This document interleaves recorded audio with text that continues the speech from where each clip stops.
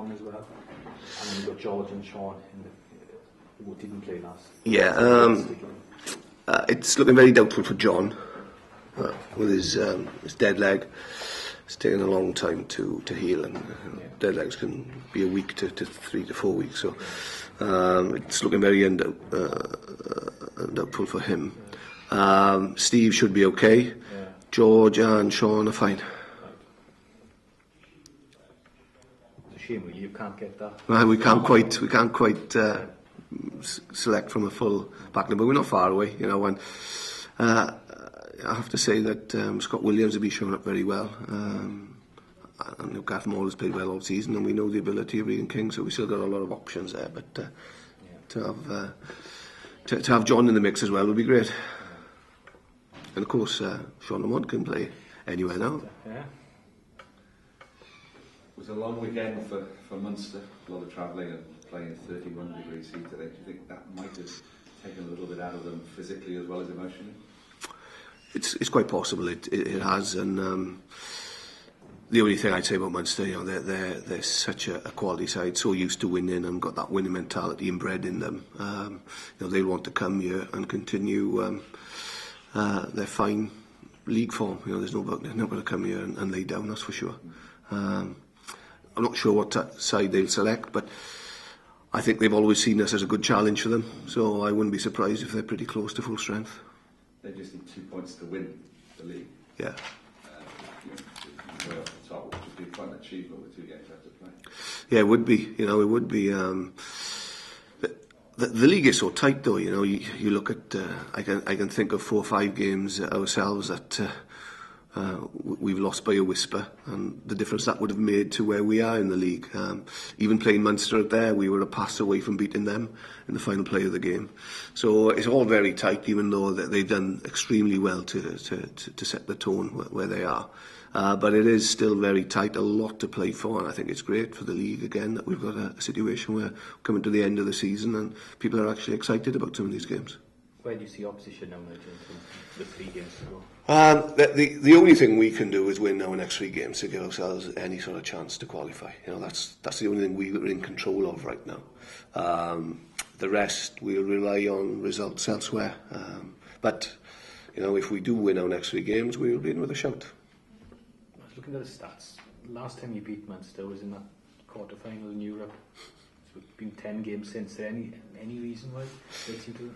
I think they've all been pretty close games, haven't they? You know, they've all been tight matches. Probably they you know, the one thing they do carry is a lot of experience, and in key moments they tend to make the right decisions because of that experience.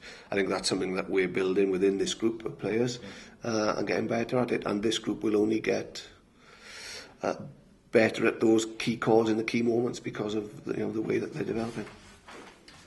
Against Ulster, Rob McCusker was picked in the second row. Obviously, Josh packed down in the second row. Can you just explain a little bit behind the thinking? Was that just horses for courses, or is that something you see? Well, it was to a certain extent, but you know, one of the things as well, we need players on the field that are actually going to work hard and be effective outside of the set piece game. You know, set piece is very important to us, but they're both good line out forwards, and they're both able to equally, you know, share the duties in the second row as well. But what they both certainly are is great rugby players. They bring a lot of energy, a lot of physicality. And you know, their work rate is extremely high, both of them. So to have players of that calibre on the park is very important. We've seen someone like Ryan do it with the Ospreys, move up from number 8 to second row. Do you think someone like Rob, who's perhaps of a similar build, could do the same? They could do. You know, it's not something they ever want to do as back row forwards. But you look at the modern game and the way it's going. You know, both of them are as comfortable as any second row in the line out. It's probably the scrum that we get the most, them squealing the most when they've got to go in there. But again, you know, they're conditioned to do that. But more importantly, it's the 98% of the rest of the game that we need them on the field. Will you or can you risk that against the power of the pack now? Yes, I don't think it's much of a risk, to be honest. You know, I think they both played in the second row for us in the past, and against Ulster, you know, I thought we were more than comfortable. Our line-up performed well. Our scrum was really good. So yeah, from a set piece point of view, it doesn't cause me any concerns. I think again, scrum time is an area that we'll be looking to have a go at Munster. So yeah, it doesn't cause us any concerns at all. That. At scrum time, can you just tell us how good Yeston Thomas has been this season? He's been immense. Yeah, he's been immense. We were talking about, just as coaches, would be our player of the season, and Justin was up there really in terms of how well he's played this year. He's been huge, and when you consider that, we played half the season without a recognised tight head, and he's been able to hold that scrum up. It's been brilliant. Having said that, what we have evolved this year because of the sort of tight head crisis is we've got 2 new tight heads now who have really developed really quickly, Pete Edwards and Simon Gardner. So that's been a good news story as well from our point of view. But to have somebody of Justin's experience there is phenomenal. And when he packs down with the likes of Matthew Rees and whoever on the tight head, they're a formidable unit. Yeah. Are you where you wanted to be at this time last year, or at the start of the season when you were looking coming in? Did you think you'd make the top 4? You've got a chance, or are you perhaps disappointedly a little bit behind where you hoped to be? We've targeted a top 4 finish. We have targeted a top 4, but we knew that was never going to be easy, and we'd have to play well. I think the disappointing thing for us really is that our form, or certainly the results, after the sort of halfway mark, where we've certainly we've let a few performances slip away from us.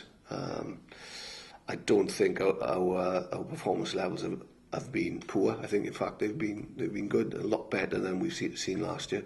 And I think it's part of the evolution of this team. But and as I keep on saying, they will get better. They're not going to get any worse, these boys, because of their age and their progression. The disappointing thing for us is we just let games get away from us, games that we've been in control of, that we've done enough to win. But we just lack a little bit of composure and experience at key moments. Every coach wants to look to the future, and as you said, he signed 21 on, and Keane's going, Eddie Regan, and Martin going, but now is what's so vitally important for everyone, and confidence-wise and whatever. How are the fans reacting to your position at the moment, and how do you think they'll react on the weekend? I think the supporters have been great this season. I think they've bought into what's been happening here over the last 3 years, really. I think we've seen a lot to be encouraged with this season. There's 2 semi-finalists in Europe, one that we've beaten well down here, and one that we've drawn with, and arguably we should have won that game. So we know on our day, if we put a performance in, even now we're capable of competing against the best. It's just that consistency now that we need to bring to our performances. But I met up with our supporters recently in an event held by Crease 16, and there's a lot of positivity around what's happening. They're actually seeing the progress that these boys have made, and it's the younger group of players really that have made the difference. We've always known the level of performance that you get from the likes of Stephen Jones and Matthew Rees and those, and that's never wavered. But to have this new generation of Scarlets actually step up to the mark now, people like Josh, people like Rob, people like Ben Morgan, people like Tavis, people like John Davies, people like Rhys Priestland, George, it goes on, and that's the encouraging thing for us. Ben Morgan, someone who you think could do something for Wales? Yeah, I do, yeah, absolutely. I was watching a lot of rugby on the weekend, and I didn't quite see anybody with his sort of capability in terms of his ball carrying. He's pretty unique, Xavier Rush is probably the nearest that I've seen to it. And he's a perfect build for an 8 for me, he's stocky, big boned and extremely explosive and very difficult to manage or handle as we've seen this year. And again, he came from nowhere over the last 2 years. He was 127 kgs when he came to us 2 years ago, just a big fat blob. And in the programme he's developed, and he always had the raw ability, he always had that raw power and that pace. We just needed to make him into an athlete, and that's what's happened over the last 2 years. And we've seen how that's impacted his game. And what's good that this season in particular is he's just moved his game on from just being a ball carrier to being far more effective in other aspects of the game as well. What are the main threats that Munster are going to pose this weekend? Munster come hard and strong.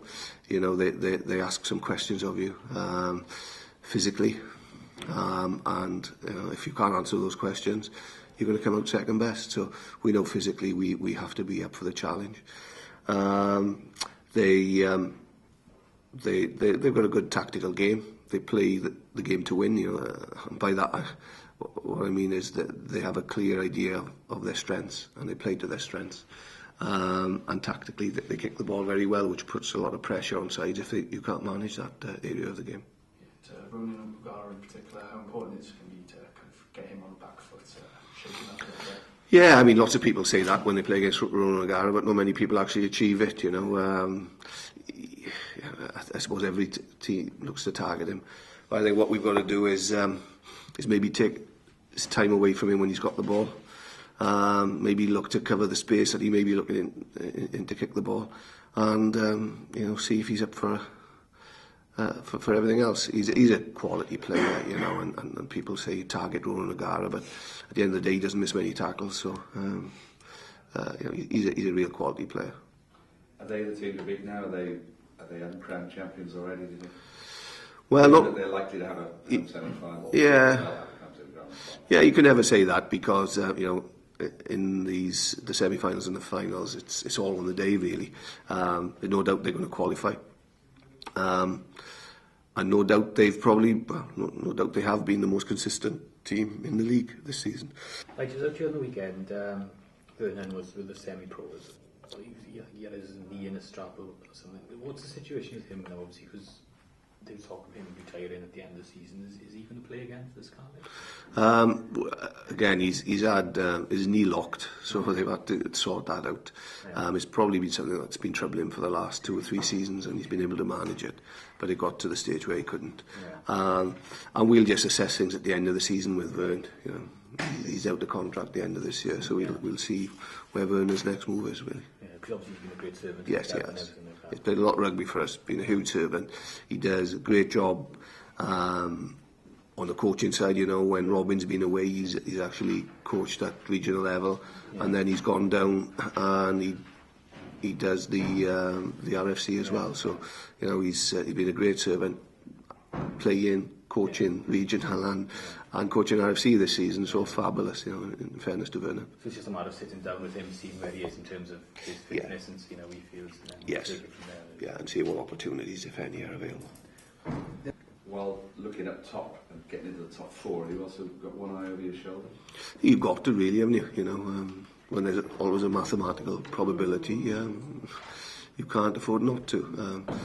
The fact is, we'd probably have to lose all the remaining games, and they win at least 3 or 4 of theirs. So, But no complacency, certainly. Certainly no complacency. We want to finish strongly. It's great. A lot of the international boys who played a lot of rugby, they know they've got a World Cup coming up as well, but they're throwing themselves wholeheartedly into what we're doing here. We had a great session today off the back of a poor session on Monday, but they really got stuck into each other, and the Welsh guys and the international players were at the forefront of that. So, you know, it's great to see that they're prepared to do that for us at this juncture in the season, because they know if we win the next 3 games, who knows? Yeah. You know, that's all we can do. It would be hard for us, having come so far in what we believe this season, not to get something out of the season. No.